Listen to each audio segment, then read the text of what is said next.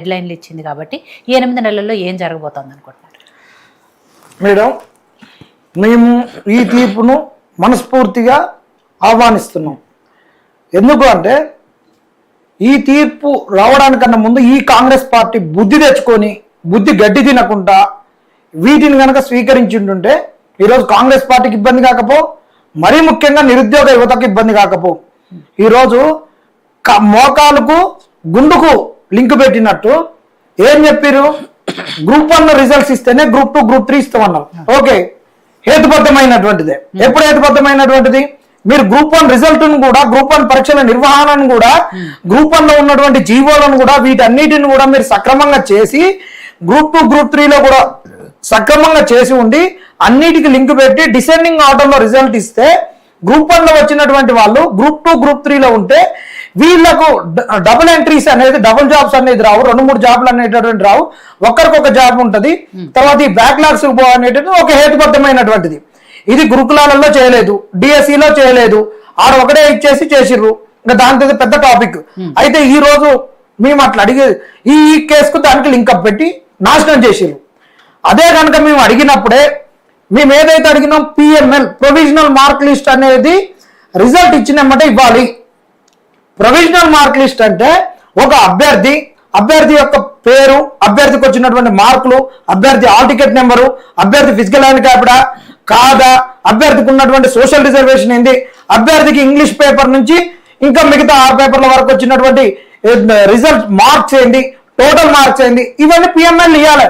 ఇలా తెలుగు ఎక్కడి నుంచి 21,000 మంది ఎవరైతే రాసిరో ప్రతి ఒక్కరి అట్లా ఇవ్వలేదు. అది ఇవ్వకపోతే ఏం జరిగింది అంటే, ఈరోజు ఒక అభ్యర్థికి ఎక్స్ అనే అభ్యర్థికి ఒక సైన్స్ అండ్ టెక్నాలజీలో SNTలో ఒక 80 మార్కులు వచ్చినాయి అనుకుందాం. అభ్యర్థి రీకౌంటింగ్ పోతే ఒకళ్ళ 110 రావచ్చు, 120 రావచ్చు. ఒకళ్ళ 120 వచ్చి ఈ అభ్యర్థి అసలు ఫస్ట్ ఇచ్చినటువంటి 1:1 లేకుంటుంటే 120 వచ్చేసరికి ఈ అభ్యర్థి అసలు లిస్ట్ లోకి వచ్చి ఒక మంచి జాబ్ రావచ్చు, లేకుంటే 1:1 ఉండి ఇంకా మంచి జాబ్ రావచ్చు. అసలు నిజంగా ఇతనికి ఎన్ని పెరిగినాయి, ఎట్ట పెరిగినాయి అనేటటువంటిది కూడా మనకు ఒక పారదర్శకత ఉండాలి. ఈ పారదర్శకత ఫస్ట్ లోపించింది. ఇది నోటిఫికేషన్ లో ఇది చాలా తప్పు. ఎందుకంటున్నామంటే చాలా జడ్జిమెంట్స్ అనేటటువంటివి ఈ రోజు ఉన్నాయి. ఒక్కసారి నోటిఫికేషన్ లో ఏదైతే రూల్ పెట్టుకున్నారో ఆ రూల్ ను ఏమంటారు అంటే, వీళ్ళు ఒక మన లీగల్ టెర్మినాలజీలో గేమ్ ఒక్కసారి స్టార్ట్ అయితే ఏ రూల్స్ తోటి గేమ్ స్టార్ట్ అవుతుందో అదే రూల్స్ తో గేమ్ ఎండ్ కావాలన్నారు. దీన్ని ఎప్పుడు చెప్పారు? 1:100 గురించి అడిగినప్పుడు మేము 29 జీవో ద్వారా పెట్టిన procedure of selection prelims to mains 1:50 ఇస్తాం షార్ట్ ఫాల్ మెథడ్ అని పెట్టారు. కాబట్టి ఈ రూల్ గేమ్ చేంజ్ చేసినట్టయితే, గేమ్ రూల్ చేంజ్ అయితే నోటిఫికేషన్ రద్దు అవుతుంది.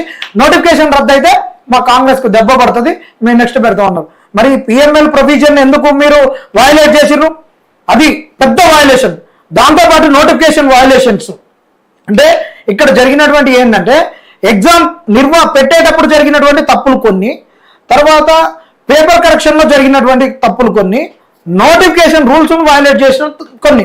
అయితే నోటిఫికేషన్ లో ఉన్న రూల్స్ ని వీళ్ళు వయలేట్ చేసినా చెప్తున్నాం. పిఎంఎల్ తప్పు. జెల్ పెన్ తోటి కూడా ఇది రూల్. ఈ రూల్ ను కూడా జెల్ పెన్ తోటి ఎవరు రాయొద్దు అనేది ఉంది. ఈ రోజు జెల్ పెన్ తోటి రాసినటువంటి వాళ్ళు వీళ్ళు ఇచ్చినటువంటి మొన్న ఈ రోజు ఏదైతే రద్దయిందో 563 లిస్ట్ రద్దయిందో ఆ లిస్ట్ లో దాదాపు 60 మంది ఉన్నారని చెప్తున్నా మేడం.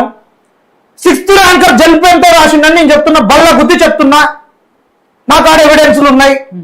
వీటి గురించి కోర్టులో ఉంది కాబట్టి ఆ రోజు మాట్లాడొద్దని మేము మాట్లాడలేదు. ఈ రోజు జడ్జిమెంట్ ప్రొనౌన్స్ అయింది కాబట్టి మేము మాట్లాడుతున్నాం. ఇలాంటిది అన్ని ఎవరు వయలేట్ చేసిర్రు? రూల్ పొజిషన్ ని వీళ్ళే వయలేట్ చేసిర్రు కదా. ఇదొక రూల్ వయలేషన్. అతనే వీళ్ళు ఇచ్చినటువంటి నోటిఫికేషన్ లోనే ఒకటి ఇచ్చిర్రు, రిజైండర్. ఏంటిది? ఒక్కసారి గనక మేము రిజల్ట్స్ ను గనక మేము ఫైనలైజ్ చేసుకుంటే దానిని మళ్ళీ ఓపెన్ చేయం. రిజల్ట్స్ ను వీళ్ళు ఒక మార్క్స్ దిద్దిరు. First evaluation, second evaluation, third evaluation అయిపోయింది. అభ్యర్థికి వచ్చినటువంటి మార్కులు మొత్తం ఎంట్రీ చేసిరు. ఎంట్రీ చేసినాక అందరూ ఎంట్రీ చేసినాక మళ్ళా వీళ్ళు స్క్రూటినీ కొరకు ఇంకోసారి ఓపెన్ చేసిరు. అది ఓపెనింగ్ ఎందుకు చేసిర్రు? First evaluation, second evaluation, third evaluation అయిపోయినాక మీరు అందులో ఎంట్రీ చేసినాక ఇంకా ఏమైనా కరెక్షన్స్ చేస్తారు? ఎవరి కొరకు ఓపెన్ చేసిర్రు? ఇది ఒక వయలేషన్. అదేవిధంగా ఈ ఫస్ట్ ఎవాల్యుయేషన్, సెకండ్ ఎవాల్యుయేషన్ కు సంబంధించినటువంటి దాంట్లో ఫస్ట్ ఎవాల్యుయేషన్, సెకండ్ ఎవాల్యుయేషన్ కు ఏముందంటే ఓఎంఆర్ షీట్ ఉంది. ఓఎంఆర్ షీట్ లో వీళ్ళు మార్కుల ఎంట్రీ ఉంది, థర్డ్ ఎవాల్యుయేషన్ ఉంది. థర్డ్ ఎవాల్యుయేషన్ కు ఓఎంఆర్ లేదు, మాన్యువల్ ఎంట్రీ ఉంది. ఈ మాన్యువల్ ఎంట్రీని ఎట్లా ఇచ్చారు వీళ్ళు? అది కూడా కోర్టు అడిగింది. అంతేకాకుండా వీళ్ళు అసలు ఎవాల్యుయేషన్ అవసరం లేదన్నారు. వీళ్ళు ఇచ్చినటువంటి నోటిఫికేషన్ లోనే సెకండ్ ఎవాల్యుయేషన్ లేదు అన్నారు. Re evaluation means second evaluation. నువ్వు రీ ఎవాల్యుయేషన్ లేదన్నోనివి, రీకౌంటింగ్ ఉందన్నోనివి, సెకండ్ థర్డ్ ఎవాల్యుయేషన్స్ ఏ విధంగా చేసిర్రు?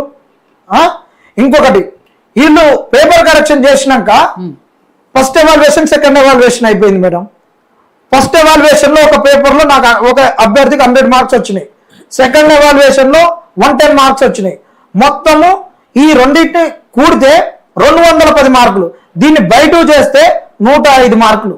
ఇది నార్మల్, ఇది యావరేజ్, రెండింటిని యావరేజ్.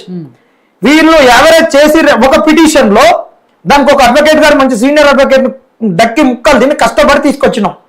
అందులో ఈ public service commission standing council member ఉన్నటువంటి ఒక అడ్వకేట్ గారు, ఈ పేర్లు ఎక్కడ చెప్పాము, ఎందుకంటే వీరేం